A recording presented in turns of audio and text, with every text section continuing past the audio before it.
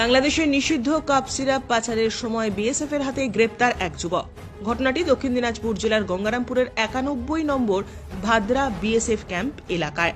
বৃহস্পতিবার সকালে ধৃত যুবককে গঙ্গারামপুর থানায় নিয়ে গেলে গঙ্গারামপুর থানার পুলিশ নির্দিষ্ট ধারা দিয়ে ধৃত যুবককে বালুরঘাট কোর্টে পাঠিয়েছেন। পুলিশ সূত্রে খবর, ধৃত যুবকের নাম আয়নাল মিয়া, বয়স 37 বছর, বাড়ি দক্ষিণ দিনাজপুর জেলার গঙ্গারামপুর থানার বাসুরিয়া গ্রাম পঞ্চায়েতের ডালপাড়া গ্রামে। বিএসএফ সূত্রে খবর, বুধবার সন্ধ্যায় ওই যুবক গোপনে নিষিদ্ধ কাপ সিরাপ বাংলাদেশে পাচারের উদ্দেশ্যে 91 নম্বর ভাদ্রা বিএসএফ ক্যাম্প এলাকায় পৌঁছলে বিএসএফ এর জওয়ানেরা ওই যুবককে গ্রেপ্তার করে এবং তার কাছ থেকে প্রায় 124টি বোতল নিষিদ্ধ কাপ সিরাপ উদ্ধার করে। বৃহস্পতিবার ধৃত যুবককে গঙ্গারামপুর থানায় নিয়ে গেলে গঙ্গারামপুর থানার পুলিশ নির্দিষ্ট ধারা দিয়ে ওই যুবককে বালুরঘাট কোর্টে পাঠিয়েছে।